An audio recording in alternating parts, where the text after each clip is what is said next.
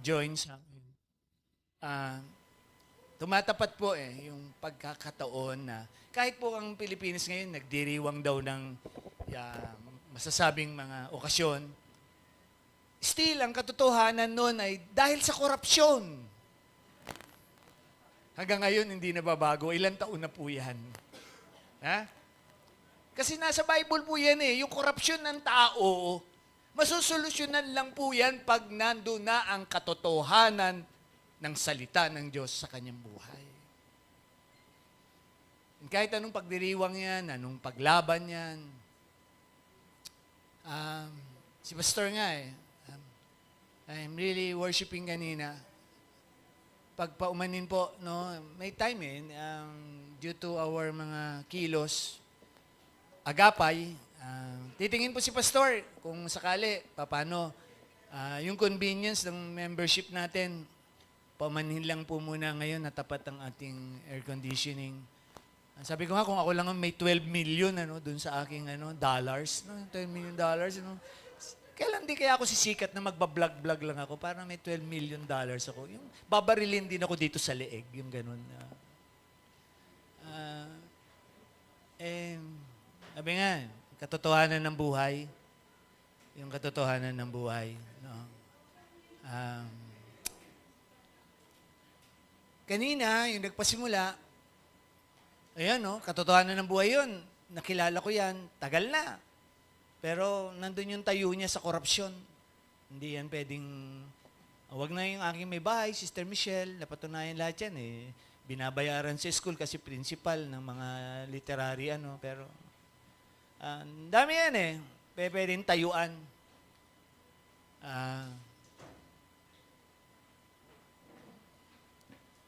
Sa umagang ito, subok ko din siya bilang kaagapay. Tinatry niya yung pamilya niya, palakihin sa katotohanan ng salita ng Diyos. Hanggang mamaya tatawag po ako ng mga, masasabi ko po talagang,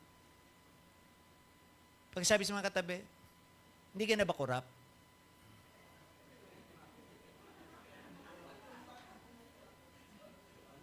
Kasi pag, di ba kahit ang computer nakukorap di ba? Oh. Di ba, Ishi, mga estudyante dito, nakukorap yan. Yung mga cellphone ninyo, paalaala, yung pinakita sa FB ni Sister Ningning, yung batang addict na doon sa game, ano ba yung game na yun? Yung nagwawala na, nabaliw na. Kasi tinanggal na yung cellphone, nabaliw na. Yung bata. May ill effect daw pala yan sa utak. Daming katotohanan nangyayari sa palipaligid natin. And alam ko, didiinan yan ng mensahe ngayong umaga. And nandyan siya. Pamamanik ang napakagandang pag-aaral, malay natin. Mamaya magpipep talk na lang ako. Hindi natin alam. Yung mga nangyayari na po sa buong mundo, hindi lang sa Pilipinas, sa buong mundo. Kaya kahapon yan, sabi ko nga sa aking mag-anak, ulitin ko po yung pep talk ko kanina sa worship team. What if biglang nangyari yan, maganda, hindi natin kailangan pumunta sa basement o maglagay ng mga seal sa bintana. Tayo po magsama-sama, pamilya, maghawakan, manalangin. Manalangin. And isang issue rin po na kakatouch, yung development. Yung Bible ay totoo. Kaya nga, pinamanig ko sa inyo kanina mga bagong dating, bagong join sa amin. Totoo ba talaga sa pananampalataya nyo na may buhay na walang hanggan tayo? Naniniyak lang si Pastor kasi madami ng Kristiyano ngayon ligaw na linlang na na talaga bang paparoon tayo sa Kanya, isang buhay na walang hanggan? Pagpalain po ang salita ng Diyos ngayong umaga, bigyan po tayo ng katiyakan muli kung sakali. Pastor Rico, sir, salamat. Nandiyan ka pa rin. Sige, sa mga panahon.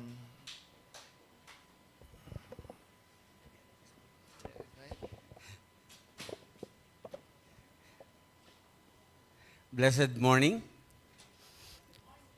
Good morning po. Kumusta po kayo ngayong umaga? And sarap mong ngumiti pag nandito si Sister Je. Namiss ka namin, ma'am. Bagamat malayo ang lugar mo. Thank you, Lord. Sige, ma'am. Sige, ma'am, bilisan mo.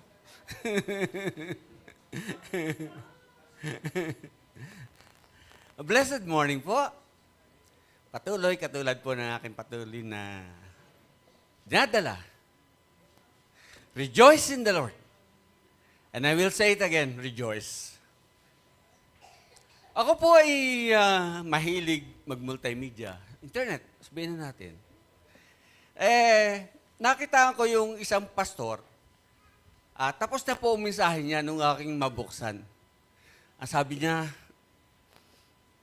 gusto niyang patawanin siguro masyadong seryoso yung naging mensahe niya.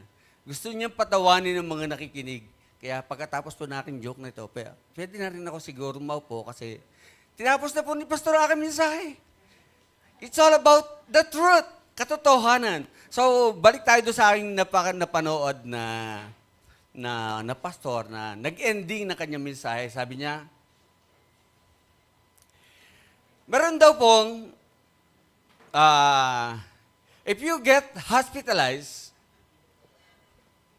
or muna, di ba? If you get hospitalized, you had two options.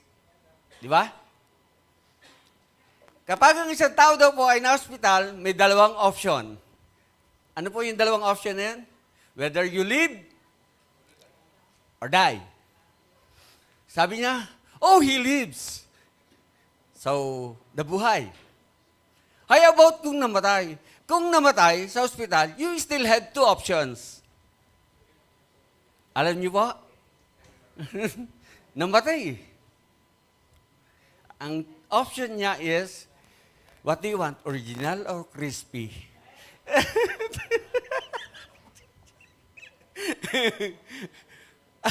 Nabanggit ko po yan kasi minsan nag-uusap kami ni Pastor, Pastor, pag ang isang mananampalataya ay kinuha na ni Lord, hindi mo natin sinasabi siya namatay. Kinuha siya ni Lord or umuwi na, sinundo ni Lord, umuwi na kay Lord, sinundo na ni Lord. Pastor, paano naman yung hindi mananampalataya? Ang tawag daw po doon ay, sabi ni Pastor, ay kapahamakan. Kaya, you still had two options. Tandaan nyo ha. Whether you are original or crispy. Pwede na po ako maupo, no? Kasi si Pastor kanina, sinabi na tungkol sa mensahe ko eh.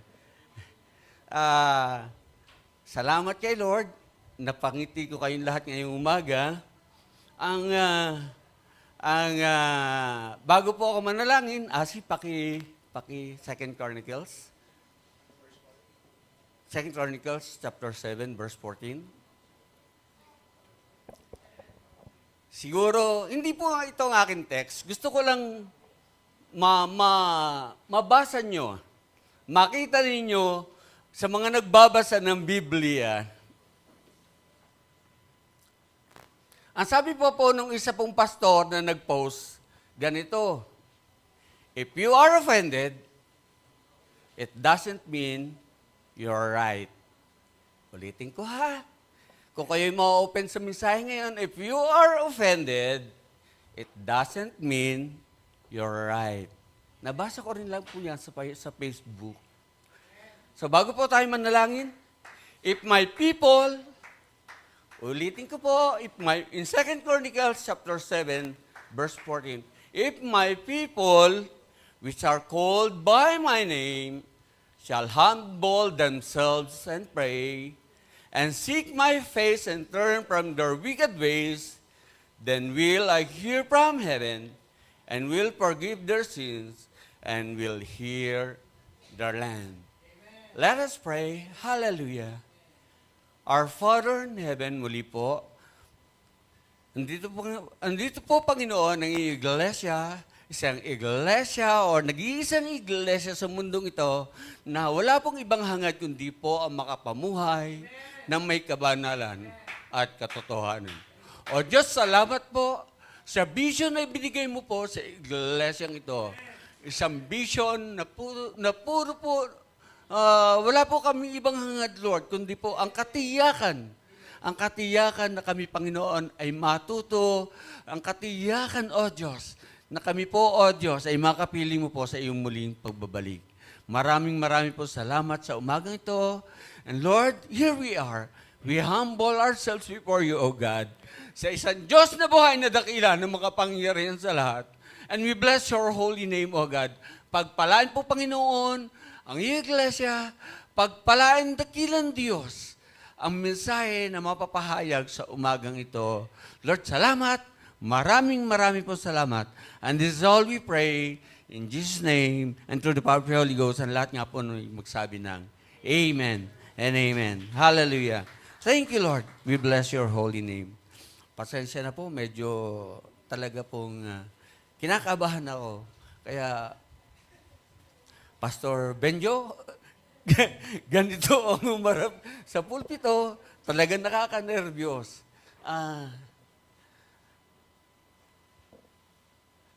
Sa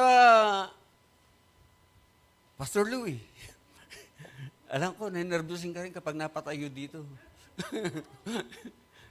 Thank you, anak.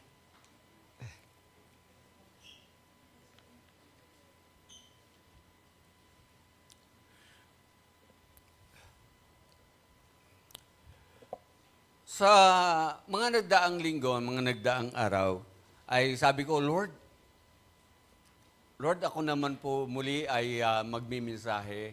Saan mo po ako dadalahing mensahe? And God is so good. And God is so good. Sa panahon po natin, tagapin man natin o hindi, tayo po ng mga mananampalataya, sabi nga ni Pastor, maaring corrupt na rin. Dahil sabi po ng pastor na napakinggan ko doon sa internet, 2025, this generation is isa na sa pinakamasamang generation. Dahil marami, at totoo po, marami na pong mananampalataya ay nagiging corrupt. Nagiging corrupt dahil sa salita ng Diyos, pinapanghawakan nila ang Proverbs 9:10. For the fear of the Lord. For the fear of the Lord is the beginning of wisdom. Kaya po pwede po nating totoo. Ako rin po. Kaya nga po sabi ko kanina, if you are offended, it doesn't mean you are right. If you are offended, it doesn't mean you are right.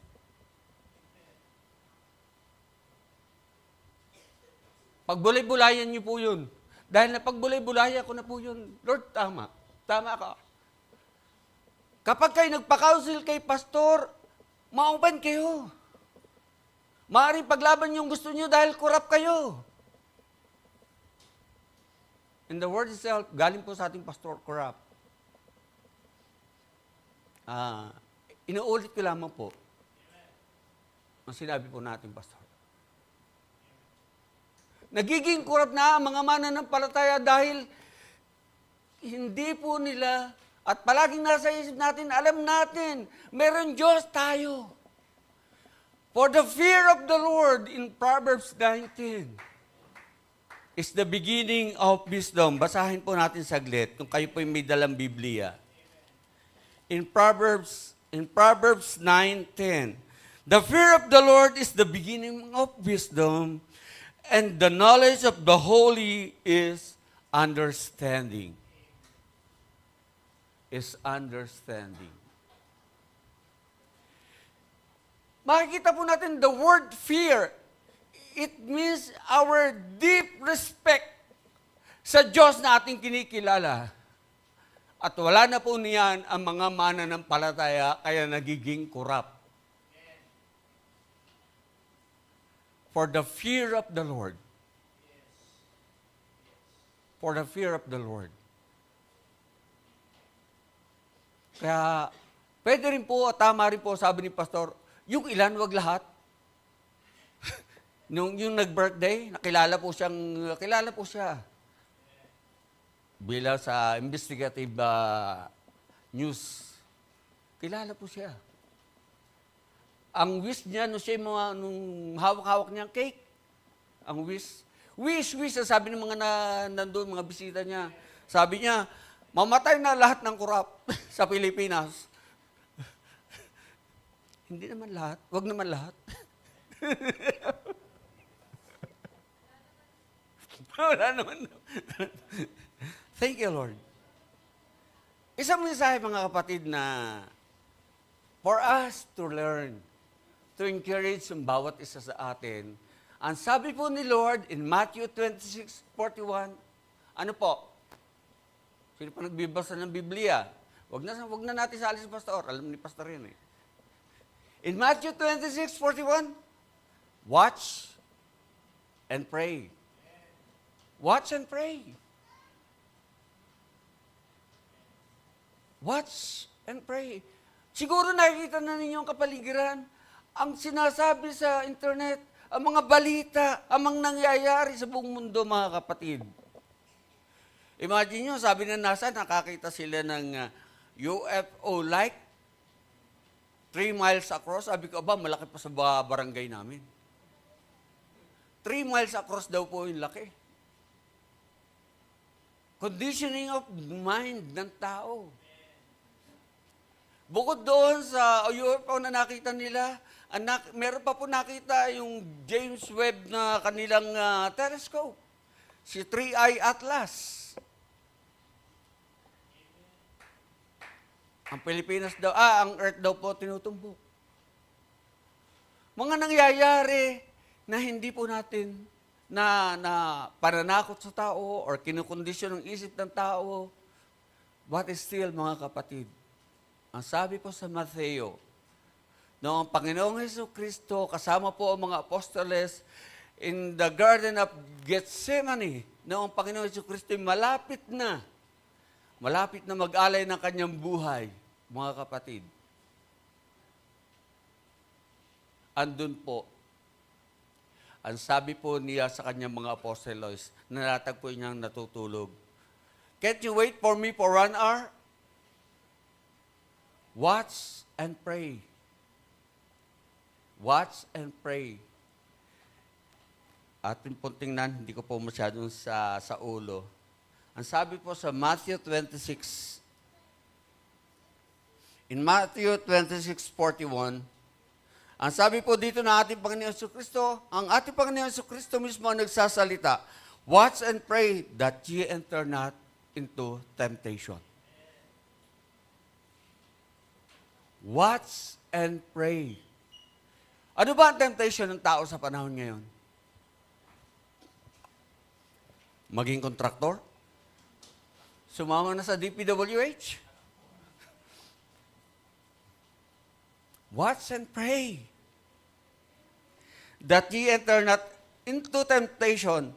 The spirit indeed is willing, but the flesh is weak.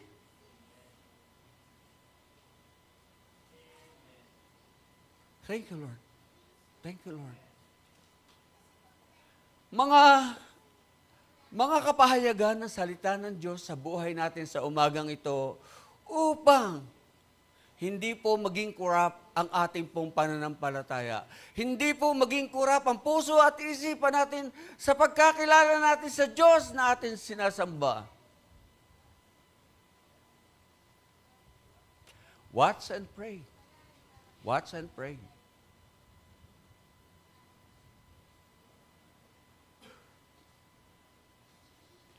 Introduction pa lang po yan. Mamaya pa po yung aking text na sa babasahin, mga kapatid. 5 minutes pa lang naman, Pastor, nakakalipas. 10:05 pa lang. Kaya, mahaba-haba pa ito, maghapon. And, tayo po mga mananampalataya. tayo po, bago po narating natin ang betang o level ng ating mga pananampalataya sa panahon na ito, mga kapatid, marami tayong pinagdaanan. Hindi ko na po sasabihin isa-isa ang aking mga pinagdaanan. Naabutin talaga tayo dito ng magdamag para si Pablo.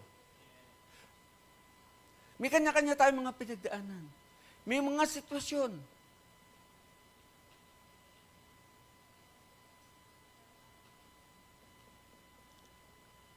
Maraming sitwasyon. Mga imposible at pwedeng hindi imposible. Kaganda nga po ng awit kanina eh. Walang imposible sa ating Diyos na kinikilala. And I thank God, nandito tayong lahat sa umagang ito. Bakit nga ba tayong lahat ay nandito ngayong umaga?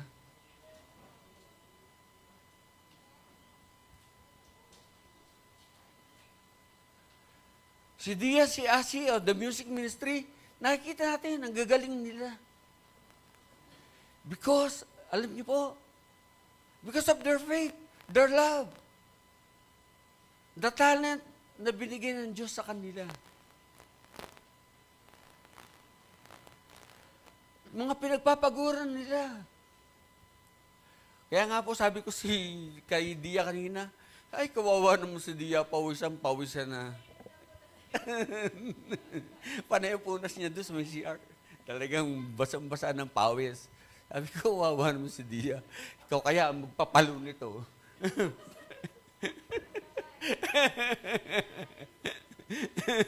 Talagang papawisan. But, yun po kagalakan niya sa paglilingkod sa ating dakilang Diyos.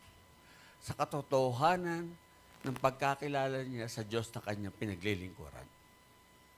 Ganyan po tayo.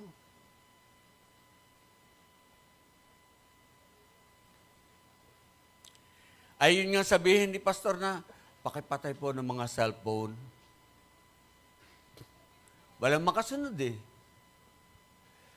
Kapag oras na po ng pagsamba, pakipatay po ng cellphone. Yun po'y batas dito, pero wala nagpapatay. Nakalagay sa mute or naka-vibrate. Pag nag-vibrate, kailangang may hinihintay na tawag eh.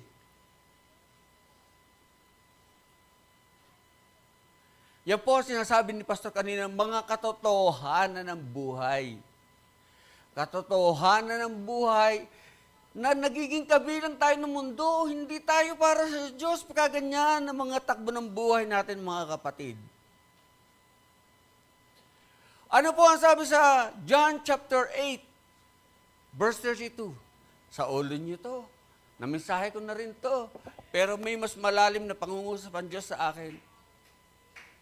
In John chapter 8, verse 32. Nangusap ang ating Panginoon Jesucristo sa mga Hudyo, sa mga naniwala sa Kanya in verse 31. Sa mga naniwala sa ating Panginoon Jesucristo, tandaan niyo yan. Ito po ang pangungusap ng ating Panginoon Jesucristo sa Kanya, sa mga naniwala sa katotohanan. And ye shall know. And ye shall know the truth. And ye shall know the truth. And the truth shall make you free.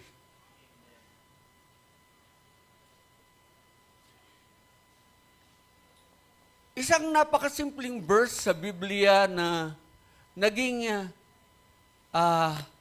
bait lang ng level ng pananampalataya ko, mga kapatid. Nung bata pa po akong mananampalataya, gustong-gusto ko yan. Pero sa paglalim ng ating buhay bilang mga mananampalataya, kailangan makita rin po natin ang lalim ng katotohanan na ito na binabanggit ng Diyos sa buhay po ng bawat isa. Hindi lamang po sa akin, kundi po sa bawat nakikinig. Yung mga nasa multimedia ngayon, nasa Zoom, nasa FB. Happy birthday, Sister Tessa. Ye shall know the truth. Alam niyo na po ba kung ano ang ibig sabihin dito na ye shall know the truth? Ang truth po dito na sinasabi ay ang ating Panginoong Hesukristo at ang kanyang kalooban. And ye shall know. Malalaman natin ang katotohanan at ang katotohanan ang siyang magpapalaya sa atin. Basahin na lamang po ninyo ang chapter 8 ng John. Ang sabi po dito,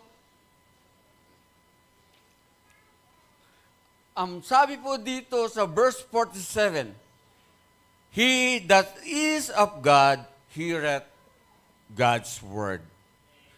And ye therefore hear them, not because ye are not of God.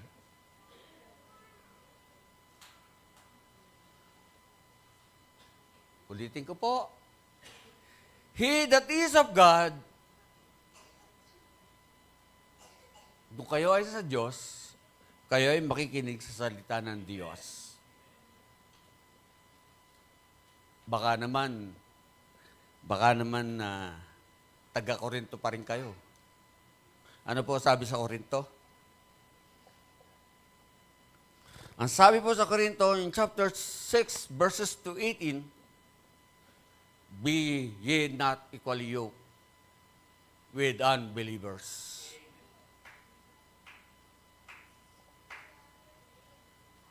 Huwag kang magpapaligaw sa unbeliever.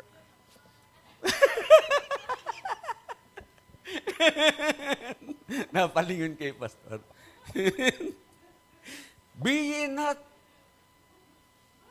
unequally yoked with unbelievers. Basahin niyo po ang chapter 6 ng Corinthians. Yan po ang katotohanan ng salita ng Diyos. If you are with God,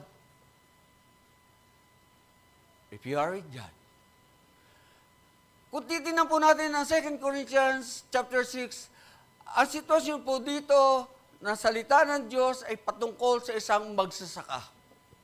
Yoke. Alam niyo po ba yung yoke? Ang yoke yung nilalagay sa batok ng ginagamit sa pagsasaka. Kung titignan niyo po, baka at kabayo, hindi pwede. Magkaiba taas, siguradong kabayo lang may hirapan sa paghila ng araro. Dahil laking bukid po ako yan. Alam ko yun. At batid ko po kung paano po gumana ang yoke. Dahil sa Middle East o sa panahon po ng ating Panginoon Jesucristo, ang nagsasaka po ay dalawa palagi ang ginagamit. Whether parehas baka, parehas kabayo, parehas kalabaw. Hindi po pwede. Hindi po pwede magkaiba. At magkakaiba po ng hilahan yan. Pwedeng ang isa hindi mapapagod, ang isa ay mapapagod. At doon po ang naging ilustrasyon ng salita ng Diyos sa atin sa umagang ito. Ano ang meron ang makadiyos at ang hindi makadiyos? Basahin niyo po ang 2 Corinthians chapter 6, verses 14 to 18. Maiksi na lang kung gusto niyo, kabuuan po ng 2 Corinthians. You will know the truth, and ye shall know the truth, and the truth shall make you free. Lord, salamat po sa pananampalataya nito. Diba? We can say that. Kaya po natin sabihin, Lord, salamat po dahil ang pagkaalam ko sa katotohanan nung before na ako'y bagong mananampalataya ay mas malalim sa panahon ngayon. Dahil sinabi po ng ating Panginoon Jesucristo in John chapter 14 verse 6, sino po may alam nun? John 14 verse 6. I am the truth, the way, the truth, and the life. Jesus said, I am the way, the truth. Ang truth po dito at saka yung truth sa 8:32, iisa po yun mga kapatid. Ang mga katotohanan po ng salita ng Diyos ay hindi po pwedeng iba't ibang ibig sabihin. Ang Panginoong Hesukristo po ang katotohanan po ng buhay po natin. Sabi nga po ng mensahe ni Pastor noong nakaraan, abay, makontento na kayo. Yung first Sunday, it's all about contentment.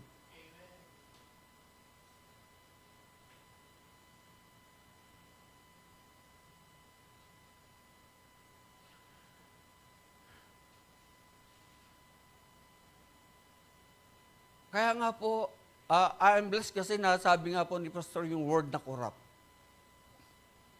Ang panahon po ngayon ay nagpapakorap sa buhay po natin ng mga mananampalataya.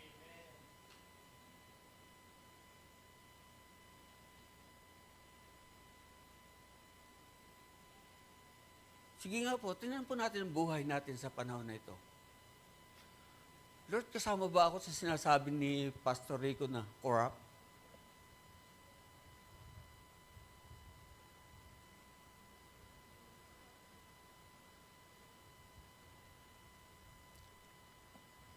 Yan po ang buhay natin mga kapatid. Sa ating po mananampalataya, sa ating pagkakilala sa Diyos na ating sinasamba sa pangalan ng ating Panginoon Jesucristo. Isa pong napaka-isang mensahe mga kapatid.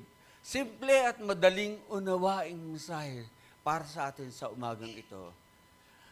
At ang akin pong text sa umagang ito ay ang kabuuan ng Galatians. The book of Galatians. Diya, pakikuan mo nga ng Galatians chapter 1. Galatians chapter 1 verses 8 to 13. Sa Lumang Tipan, New Testament pala. In Galatians chapter 1,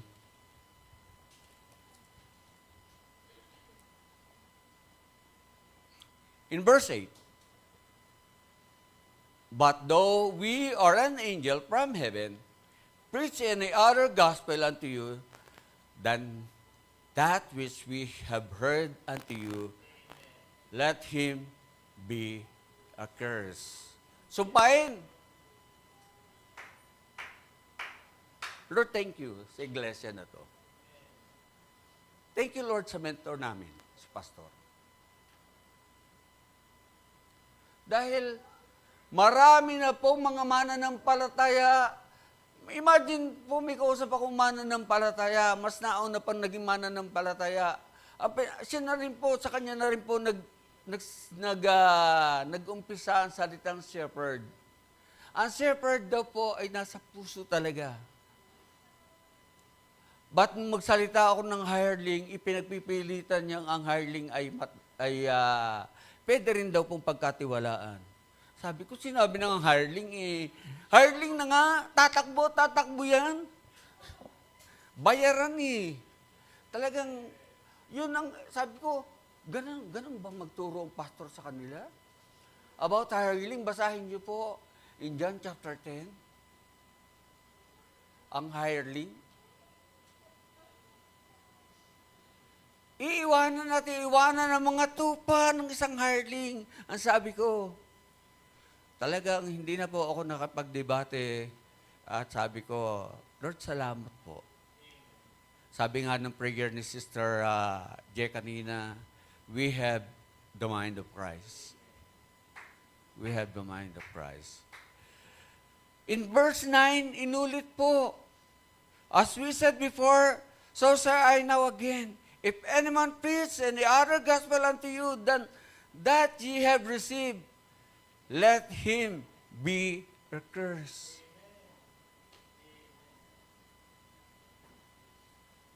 Hindi ko na po pakakahabain ng mensahe. Ito na lamang po. Basahin na lamang po ninyo ang kabuuan ng Galatians. Dahil makikita rin po ninyo sa Galatians kung ano po ang bunga ng katotohanan ng Diyos sa buhay po ng bawat isa sa atin, mga kapatid. Dahil ang bunga ng ating mga pananampalataya, mga kapatid, ay magbubunga ito sa kaluwalhatian ng ating dakilang Diyos. Mababasa po natin yan in Galatians chapter 6, mga kapatid.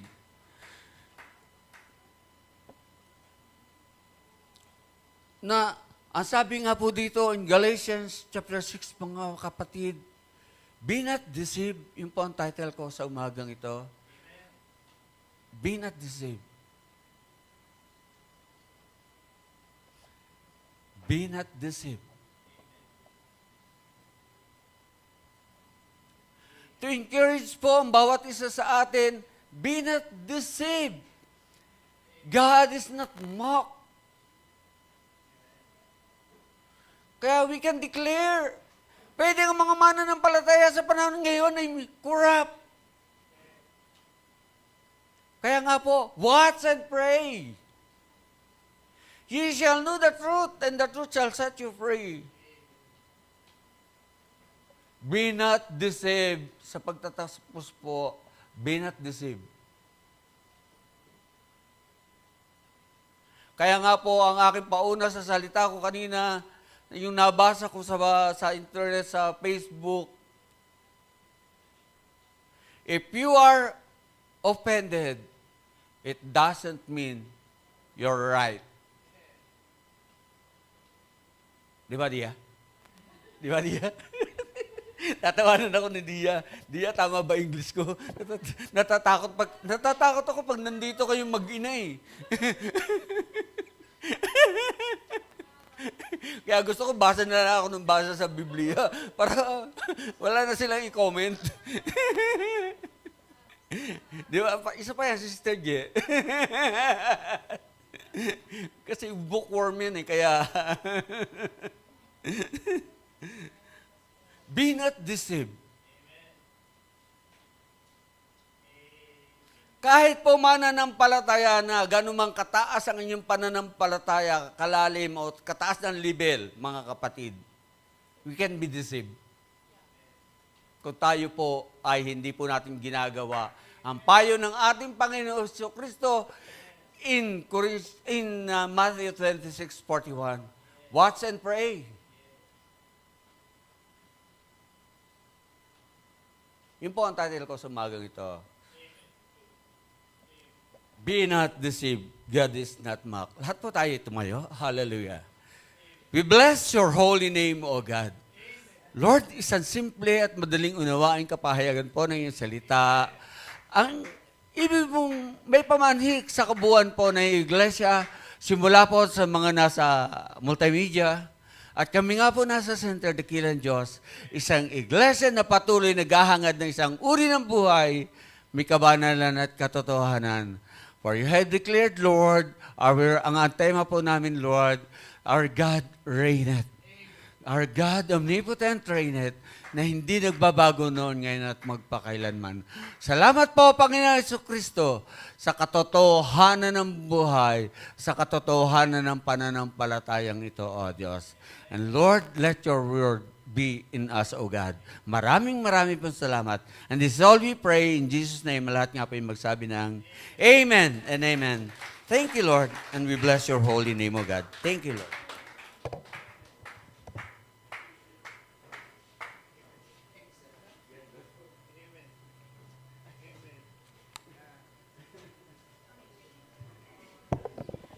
Amen. Again, Babol, kina-short ko yung introduction ko kay Pastor Rico eh. Siya po yung patunay na isa sa mga